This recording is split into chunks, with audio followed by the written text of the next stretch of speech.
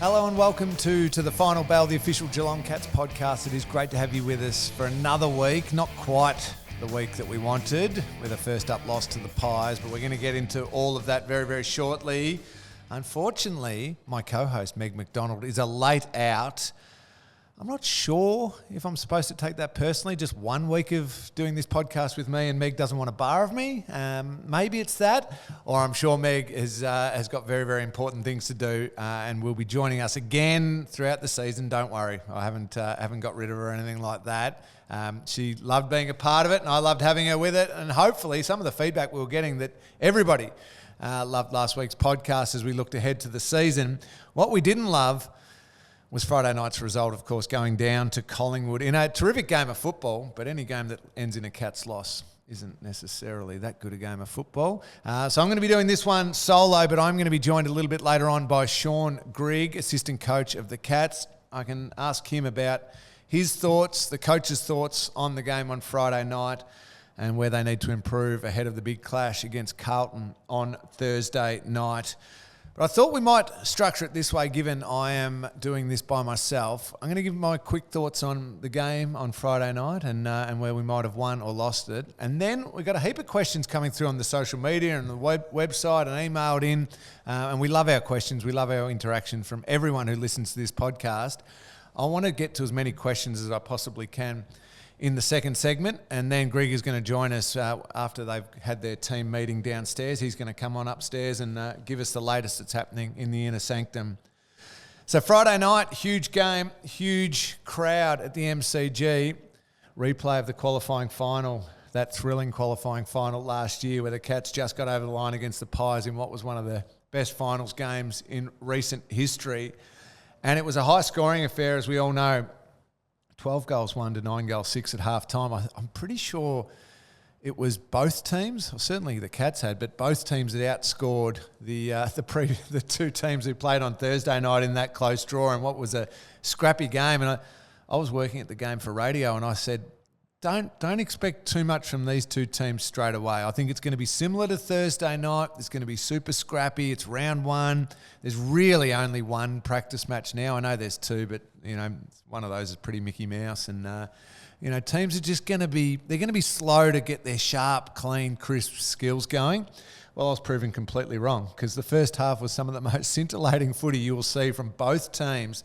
The ball was pinging around the MCG. The Cats was super efficient, 12 goals won, accurate in front of goal, but also efficient with the way that they were moving the ball into their forward line. Not as many entries as they probably would like, and we might ask Shaun Grigg about that a little bit later on, but they were able to score heavily from those limited entries, and to score 12 goals won to half-time, I'm sure Craig McRae would have gone into half-time thinking, hang on, we're playing some really good footy here, and the Cats are still 3 goals up on us. But unfortunately, after half-time, the Pies just slowly turned that around. And I reckon from about the halfway mark of the third quarter was when the game clearly started to swing. The Cats might have still just had the lead at that point, but then it was Collingwood had the run. Each time Geelong won the ball back, there was not as much movement, not as much fluency. Darcy Moore started being able to read the play and influence the play down back and cut the ball off even before it got inside the Cats' 50-metre arc. And then the hard-running, skillful Pies ran over the top and obviously had a massive win first up, 22 points over the Cats. Trying to break the game down, and I look at it and think, well, is it panic stations for the Cats after one game? Or was it just a superb Collingwood performance? Or was it a little bit of both? And I came to the conclusion it's not panic stations. I think the Cats were just slow to get going in certain areas of the ground. They were hampered by some injuries down back. Tom Stewart obviously being the biggest one, and we might ask Grigger about that as well later on with what looked like a medial ligament strain, and that could be anywhere from 2 weeks to 6 weeks to 8 weeks, given the history of medial ligaments, but we'll wait and see on that. I'm not going to even try and guess. And then Sam De Koning going down as well meant they had to shuffle a little bit. Zach Tu, who started the game brilliantly well, 2 goals to open up the game, had to go down back. I think they started having to protect the defence a little bit and live a little bit deeper as they scrambled to make a few changes there. And that just impacted the run of the midfield. And I thought Paddy Dangerfield, while he found the footy, was probably just a little scrappy at times. Cam Guthrie probably certainly wasn't at his best. Brendan Parfitt, who came on as the sub for Tom Stewart, was unable to really get into the game. Max Holmes showed some really good signs, I thought. But 17 touches. We didn't have that dominant midfielder who could really find the footy, really get the run going like Collingwood had with Nick Dacos and Jack Crisp and Josh Dacos, and then Scotty Pendlebury, the old-timer, had some important touches through the middle of the ground, and Jordan De Goey was ultimately the best player on the ground for Collingwood with 3 goals and 25 disposals as well. So Collingwood had that control through the middle of the ground, I think, as the game wore on. That then led to Geelong trying to or having to attack from the back line and deeper in the back line as the game wore. It was trying to attack from 20 metres out from their own defensive goal. And that's a big ask. When you don't have a midfield that's on top, you're Tom Stewart down, who is ultimately the Cats' best defender and attacking defender, to then try and translate that into really good inside 50 dangerous ball. It was hard. And Tom Hawkins and Jeremy Cameron and Tyson Stengel and that attacking high-quality forward line just did not get enough looks to kick a winning score, even though they did score over 100 points, which was impressive in itself. Collingwood's run and dominance through the middle part of the ground was telling, and then that forward line just started functioning nicely for them. Well done too. I know this is a Cats podcast, and I want to probably talk more about Geelong, but I couldn't help but love the fact that Bobby Hill kicked a few goals. I hesitate to say that against the Cats, but to see a player who's obviously gone through a lot with medically, to then come back in and have a huge game in his first game for the Pies, playing in front of what would be, I imagine, his biggest crowd he's played in front of, kicked 3 goals. I thought he was excellent for the Pies as well. So well done to Bobby Hill. They looked very, very good. Collingwood. Braden Maynard spoke after the game with us on radio and spoke about how much work they'd put in to really hit round 1 in peak form. I think that showed, and I think their run through the middle of the ground and the depth through the middle of the ground really got control of this game. Coming out of this one's going to be the big question, and I know there's a number of our questions that have come through from our listeners that are talking about Carlton, so I'm not going to go into it in too much depth just here. But I reckon we'll be better for the run, is what I would say. I reckon the quality at times that we showed on Friday night was there. Still a lot to like, but we'll be better for the run. Those midfielders that I touched on who didn't have their best games will be better for that. I thought Isaac Smith, who was his 50th game as a Cat coming up, he's definitely a Cat now all the way. We'll forget about that other team that he played for and won 3 flags with. Norm Smith medalist and now 50 games with the Cats. I thought he was really good through the middle of the ground. I thought Tanner Bruin showed signs of his hardness.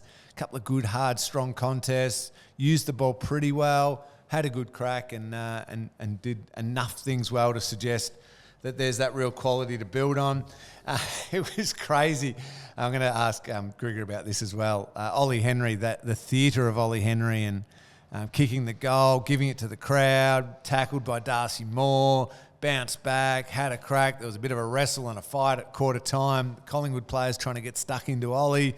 Zach Toohey, one of our podcast favourites, getting his jumper ripped off. I think he was pretty happy with the rig looking all right at that too. There was plenty of that going on, and I thought they and Ollie handled it really well. So the signs are positive, but the challenge comes with a 6-day break heading into Carlton, who are a very good team, who didn't play anywhere near their best and probably left 2 points on the table. I think they should have, when the game was there to be won right at the end, didn't handle the moment that well. They'll be keen to bounce back from that. So as much as I think it was some positives to be taken out of what was a disappointing night against Collingwood, the last thing they want to be is 0-2 after round 2. So it is a massive clash on Thursday night, but I want to hold fire on that because a heap of our questions relate to Thursday night, what the makeup of the team might be, what we might be looking forward to in the next couple of rounds as well. Quickly, before we do take our first break though, an AFLW update. While Meg's not here, I take charge of this one, and it's the AFLW sign and trade period, and there's been a lot going on.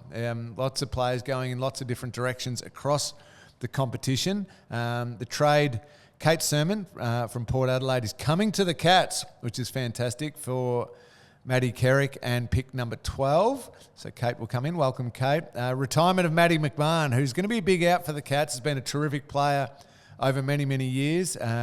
So big out. Congratulations to Maddie on her career. She's retiring, so big shoes to fill. And not offered contracts were Georgia Clark and Kalani Schooler. So a little bit of player movement in the AFLW. For what was a big stepping stone for the girls last season, hoping to go a couple of games better and continue to build on that form. It'll be great to see what the rest of that trade period does for the Cats and their improvement, as we still await when the season will kick off, because discussions are taking place, as Meg touched on last week, as to what is going to happen with the number of games, exact starting date, the way the season's going to be structured. So once we know that, we will continue to bring you plenty of information. Righto, let's take a break. And I want to get to those fan questions that you've been sending in. Please do keep them coming too, right throughout the season. We love hearing from you. We'll try to answer as many as we possibly can throughout the year. Send your questions in. Chuck them on social media, Instagram, Facebook, Twitter, the lot. We'll try and get a hold of all of those and answer them if we can. But stay right with us. We'll get back to your questions in just a second. Welcome back. It is great to have you with us on to the final bell. I am doing this one solo. Meg McDonald is a late out, a late withdrawal, but she will be back throughout the season. Don't you worry about that at all. Okay, I want to get to some questions. A heap of questions coming in. Please keep sending them. We love hearing from you. And as I mentioned, every single week, we will try and get to as many questions as we possibly can. This one here from Warren, and thank you for this one, Warren. I alluded to this one a little bit in the first segment, but Lingy, despite the chase down tackle getting all of the attention, I thought Ollie Henry showed plenty for us and thought he handled the theatre of the night well. I agree with you, Warren. It's funny. I was doing the game for radio, ABC Grandstand, and I kind of almost, as stupid as this might sound, because I wanted Ollie Henry to kick the goal, but I almost loved the fact he got chased down. It was by the new captain for the Pies. It was right in front of the Collingwood cheer squad. It was remarkable theatre on the night, and it just got the crowd going. Then Collingwood turned the ball over, we get the ball back and we pop it through, and that just shut everyone up again, and it was fantastic. That's what you miss. That's when a footy season finishes, and what you miss is that live drama, that live theatre of a game of footy. Anything can happen, sometimes incredible and wonderful. Unfortunately, sometimes not so well, like Jeremy Howe, where that horrible break, and we do wish him all the very, very best in his recovery. But that sort of anything can happen in a game of football stuff is what I love, Warren. So I agree with you, and I think Ollie showed some really good signs as a young player. A tough ask to come in against the biggest club in the land at their home ground. I know it was our home game, but their home ground, the MCG, in front of a big, big crowd. And he handled it fine. He got the ball. He took some of the rough stuff they wanted to dish his way. Probably a fair bit of sledging going on, and he got on with the game and kept throwing himself into the contest. So well done to Ollie. Thank you for your question, Warren. Nick asks, as a player, how much stock do you put in a round one win? Everyone likes a win, but do we put too much focus on one game of 23 because it's first? Nick, a little bit of yes and a little bit of no. So yes, we do put too much on. If that was a loss in round number 7, you'd analyse it, you'd worry about a couple of the mistakes, but you'd find the positives and you'd move on really, really quickly. Round 1, we do make a big deal of it because we've been so footy starved for the summer and over the off season, and we're all so apprehensive about how a team's going to be, optimistic perhaps, maybe there's some pessimism at times about how a team's going to go. I don't think, for example, that as good as North Melbourne were and getting a win, that all of a sudden Alistair Clarkson thinks his team's finals bound in this season. Ross Lyon and St Kilda, I don't think he's sitting there going, oh, wow, we're going to be amazing now that we've had a first-up win. Just the same, those teams that lost I don't think Chris Fagan's sitting there thinking, oh, we're gone, we're in a world of trouble now. So you can't overreact to round one. But what it does do to you subtly as a player, it can, I think Geelong's too mature a group for this, by the way, but it can just sow a tiny little seed of doubt. Everything you've been working on over the summer, you believe in, you see working really well at training, your match simulation is designed for that particular plan or tactic or strategy or whatever it might be, positioning to work. And you see it working so often at training, and then when it doesn't work in the game because the opposition's just not going to let it work, maybe you can doubt yourself. And the risk is if 0 and 1 becomes 0 and 2, those doubts can grow. So that's where it gets magnified a little bit. You still don't have a 1 in the win column yet. So that's why I think with the slightly immature or developing teams, that round 1 loss can grow into something over weeks 2 and 3 if it's allowed to. But from the game on Friday night, I don't think there would be any massive overreactions. Some things to fix up, some things to work on, some positional things. Naturally, it's going to happen with a couple of injuries that there's players in and out. But I don't think there'll be an overreaction to round 1, Nick. But appreciate your question. Josh Harkins poses a question. What future role do we see Max Holmes playing in the coming 5 years? A halfback, a winger, or strong mid? Josh, he's a mid for me.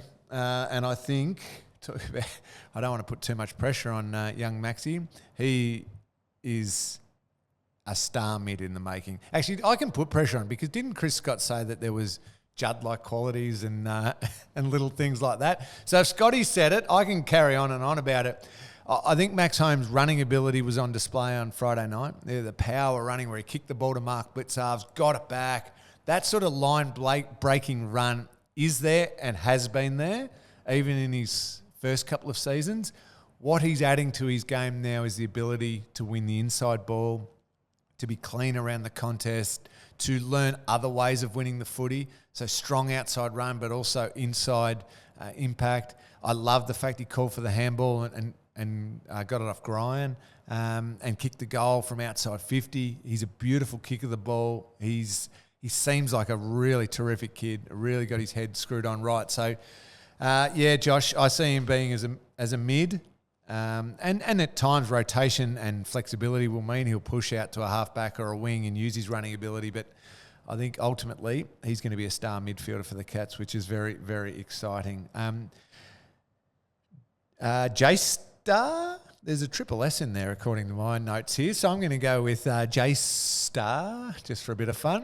What can we expect for Thursday night? That's a really good question. And it probably gets to another question here we've got from Shaun as well. If SDK, Collar and Stewart aren't available, who is best placed to cover their absence? That all ties a bit into Thursday night. I'm expecting the Cats to have to fix up the contest number 1 on Thursday night. I'm sure Shaun Grigg, who is coming up next, he's nearly finished with his meeting and will appear in the studio very, very shortly.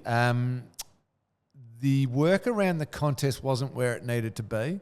Ultimately, Collingwood midfield beat us pretty comprehensively by the end of the game.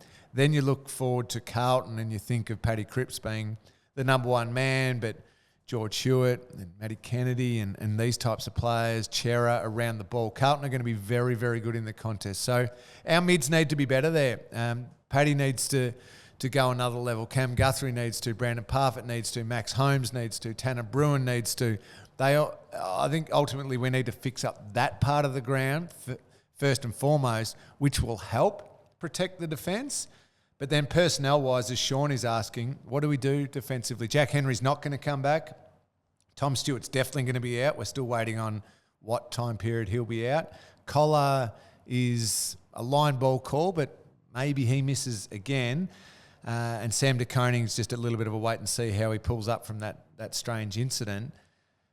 What they do will be interesting. I think Asava Ratugolea was a big positive out of the game, and he'll continue to grow with confidence there.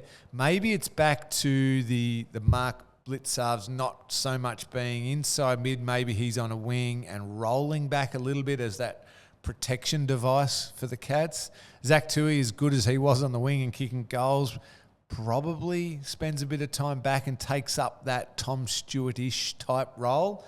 They will mix and match, but yeah, it's a fair question, Shaun.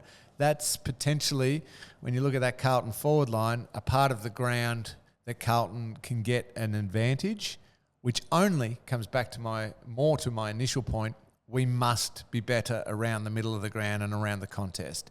We need to give our forward line 58 entries, good entries, where Stengel and Close and Hawkins and Cameron and Henry and Rowan can go to work and exploit that Carlton back line, and have Carlton only have 48 entries, and Curnow and Mackay and those types of players just be a little bit starved of opportunities and some high, ugly balls going forward to Carlton. And so that only comes if our midfield can really get control and be better around the contest. So that's the big challenge, and I think they'll be up for that. I think that's where a lot of the focus will be within the team meetings throughout this week. It is a short week. I think main training's tomorrow, and then obviously they'll go into a Wednesday, I'd say a light captain's run with a meeting, with a refresher, look at the opposition, and then get stuck into the game Thursday night. So it'll be a big game, another big one at the MCG. The crowds were amazing over the whole weekend at the MCG. I think it was a record for the number of attendance. I know that's not a good sentence, by the way. The record attendance at the MCG alone for a round of footy, which was unbelievable. I do want to take a break because I have seen Shaun Grigg just appear in my peripheral vision. He's going to jump on, tell us a little bit more in detail about what is happening in the inner sanctum, what the coaches have been focusing on in the last 24, 48 hours about what the team needs to do going into that huge game against Carlton. So let's take a break. Shaun Grigg's up next. Welcome back. It is great to have you with us on to the final bell. As promised, we do have Cats assistant coach Shaun Grigg with us. Grigger, great to see you. I wanted to be hanging out with you after a Cats win, but it's funny. I walked away from that game going, okay, we lost and disappointing, and any loss is a disappointing one.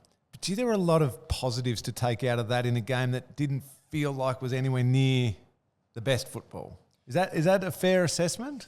Yeah, it is. It's probably that coach's lens, Lingy. Yeah, we look at the growth that we can get out of that game. Yeah, albeit we didn't play our best and were probably outplayed for most of the night.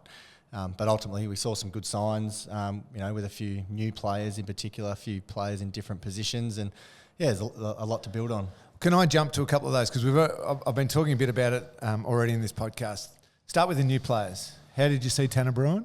Yeah, it was great to see him experience, obviously the big crowd and the Geelong members turn up. 88,000 was a great first game for Tanner. So, for Tanner to play mostly around the ball and then get flicked around a little bit through, some circumstance with injury, I thought he performed well and, he's had a great pre-season and, so there's a lot to work with Tanner. And the big theatre of the night, Ollie Henry, I mean, he seemed to just relish it. He obviously kicked the big goal and the nice celebration. Then the rundown tackle of Darcy Moore and right in front of the Collingwood cheer squad, and they were getting stuck into him. It didn't faze. He jumped straight back into the contest. How did you see his game? Yeah, exactly. You put it spot on there, Lingy. For him to kick that goal, the set shot going towards Collingwood's end. A lot of pressure. It was great to see him nail that and. He fitted into our forward line really well. He had some good moments. Obviously, a lot of improvement still left in him, and we're excited by that. Probably ultimately we just didn't give those forwards enough chances to kick a score. I heard Chris Scott after the game when asked about those two players, and it was an important message almost for myself because I just straight away, I've known Tanner for a while, since he was sort of 14 or 15 years of age, and Ollie, I've known the family for a long, long time. Because I've been watching them from afar, playing at other clubs, they come here and even I was thinking, they're 23, 24 and they've got 100 games under their belt. That's far from the truth. As Scotty said in his press conference, he needs to keep reminding himself that Ollie and Tanner Bruin are only 20 and they're very, very early on in their footy journey. They've got a lot to learn. But on a huge stage like that, with a big Friday night round one in front of a big crowd, as you alluded to, I thought the signs were really positive from those two. Yeah, absolutely. They handled the moment extremely well, and we saw some good signs that have flowed from their outstanding pre-season, the way they've applied themselves coming into a new club and a new environment. They've won a lot of respect from not only players but coaches as well, and we're looking to for those two guys in particular, to keep improving. Another one that you mentioned about people in different positions, which I thought was one of the real big positives of the night. And this probably speaks to his character a little bit too, after a couple of moments where gave away a free kick or two and could have gone back into his shell. But I thought Big Sav, Asava Radigalea, was outstanding in the new role in defence. How did you see his game? And does it come as no surprise, having obviously seen him closely through the pre-season and the match play, that he was going to play like that? Yeah, we're really happy with Asava's game, particularly under some tough circumstances, with, like you said, a couple of free kicks early, and then Tommy Stewart, obviously leaving the game early, and Sam de Koning left for a period as well with a little injury, and Asava really stood up, in particular when those guys are out. So really good signs for Sav. We saw him launch and mark a few. It was really good signs to see him, and it's only going to, it only gets harder from here. Obviously Charlie Curnow and Harry Mackay this week. So Sav, he'll be quickly backing that up. I'll have to quickly check off on those, given the Twin Towers at Carlton. Tom Stewart, is there any official word coming through yet about what time frame he will likely miss? Yeah, I think they're still going through that process, Lingy, but early signs is it's not going to be long term. So, I'm not sure exactly how many weeks that means, but, it's hopefully sooner rather than later. And Sam de Koning, it was a strange one, wasn't it? I panicked. I was there for radio commentating the game, and when you see a play go down with nobody around him, immediately I thought Achilles. And I thought, oh no, snapped Achilles, that's a whole season. But then he grabbed at his knee, and it was, watching the replay, it was just as he was backpedaling, a really sort of innocuous one. How's he pulled up? Yeah, I think he's not too bad. Obviously, he came back onto the ground, so there was no, further risk of more damage from our medicos. So that's obviously a good sign. So we'll see how he pulls up in the next day or so. We've got our main training day tomorrow, so we'll see what he can do. But, early signs is that he came back on and finished the game. So hopefully he'll be right. Before we jump ahead to the Thursday night clash against the Blues, to look at the game as a whole, where did they get a hold of us? Where did they beat us in the end? It was sort of a bit up and back early round one. They can be funny games, particularly early in the year. And, probably we would have liked to give our forwards some more looks. I think, at the end of the day, we only had 46 inside 50. So for us, that's one thing that we'll look at this week. How can we give those guys a bit more opportunity? Because when you did take it, extremely efficient. I mean, accurate goal kicking, but also scoring with limited inside 50s. Yeah, that's a strength of our team. We've got some dangerous goal kicking forwards, obviously with Tomahawk and Jeremy and Tyson, and obviously now Gary and Ollie Henry. So. Yeah, we just wanted to give those guys a few more looks. We thought that we were scoring once we could get it into those guys, and ultimately we just didn't give them enough looks. What did you take away from Collingwood? They sounded primed for it. We spoke on radio after the game with Braden Maynard, and he said they'd really geared up. Even in the off season, they were getting together as groups and training, and they really almost trying to peak big time for round one to make sure they hit the 2023 season absolutely flying. Did you sense that? They had a fair bit of running power through the middle of the ground, didn't they? Yeah, they did. They ran out the game really well, and I thought their pressure was really good throughout the whole game. They were able to sustain that for the majority of the night and made it pretty hard for us to maintain the ball. So, yeah, they're going to be a really good team throughout the year. And, for us, it doesn't get any easier with Carlton coming up. There's obviously no easy games now, but, yeah, the Blues played well Thursday night, and we're back at the MCG, 6-day break, so we're excited that it's a short turnaround and we can go again. Well, is that so? The playing group, that's what I think. Just after a disappointing loss, just get me back out there and let me play. The short turnaround's fine. Looking to Carlton, what do you need to do really well early to make sure you give yourselves a chance to win? Yeah, I think it comes around the contest is one of our strengths, and also Carlton's. Carlton have a lot of big, strong contested players around the footy. Kennedy and Cripps, and they've got Shearer. They've got a lot of good players around there. Hewitt He used to play at the Swans. So, for our guys to be ready for the contest and, win the ball and get it going our way, I think is going to be important. Obviously they've got the two big twin towers in their front half. So if we can limit that and get back and help those defenders, it'll go a long way for us going well. Is there anybody banging on the door? Mitch Duncan, I think, given Scotty's comments, is still a couple of weeks away. Jack Henry, we know, is multiple weeks away. So some of those, what we'd term or premiership players, but best 22 type players are still a few weeks away. Anyone else trying to bang that door down, ready to go? Yeah, so Jack Bowes was really close to playing round one. We just gave him a run for a half in the VFL, so he looks primed, ready to put his hand up for selection. We obviously know that there's probably going to be one change with Tommy Stewart, not going to get up for this game. So, yeah, we'll have our training session tomorrow and our match committee to pick the team. And, we had a lot of guys get through. Sam Simpson played well in the VFL, and Jai Clark came back and played a half. So, there's a lot of guys that will be looking to put their hand up. That excites me, the naming of Sam Simpson as one of those possibilities. Love what he brings to the team and just hasn't had a good run at it, has he, with the head knocks and other injuries. Hopefully he can get a good run at it. Jack Bowes, you don't have to give away any secrets where he might slot in this way, but over the course of the season, where is his best part of the ground where we're likely to see him play? I think one of his greatest strengths is his versatility. He's a very smart player, can read the game well, great ball user. So, yeah, for us, whatever position he plays, we'll be looking for him to ultimately use those strengths of, first and foremost, getting the ball into his hands, and then Jack making some decisions off the back of that to help set up, hopefully some nice attacking options for us. So main training tomorrow, is it short and sharp given the shorter week? Yeah, definitely. Yep. We'll go after a couple of things, short, sharp session.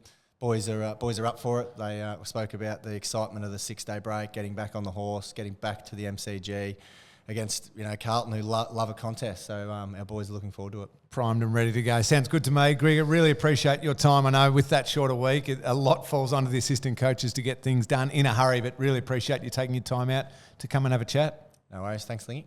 Great to chat with Shaun Grigg there. Really appreciate him taking his time to come and talk to us. That's it for the podcast this week. Let's hope next week when I'm back on here, we will be talking about a Cats win, their first win of season 2023. Big game, Carlton and Geelong at the MCG, Thursday night football. I just got to jump on my little AFL app here and get a time of this game. I think it's a 7:20. Yes, it is 7:20 at the MCG, so don't forget that. It was nice having the Friday night game. I know it was only 10 minutes, but just a little bit earlier. Everybody keep putting the pressure on the AFL and broadcasters to move that Friday night game hopefully back to 7:20, because it does make a world of difference for the Geelong fans wanting to get up the highway, families, kids, with kids sport the next morning on a Saturday. That extra 20, 30, 40 minutes, whatever it might be, does make a world of difference. So, but this Thursday night is a 7:20 game against the Blues. We will be back next week to talk about that Cats win. Please keep all your questions coming in. We love them. I promise. I run into people who listen to the podcast and love the podcast and appreciate their support. They keep saying to me, we don't think you need to rush things. Keep asking or answering as many questions as you possibly can. We love hearing from the fans as well. And I think they want their questions read out too. So I will endeavour to do more and more questions throughout this season so that we can get them all on there. We really appreciate the support. Really appreciate you listening. Good luck this week to the Catters on Thursday night against the Blues. We will be back next week.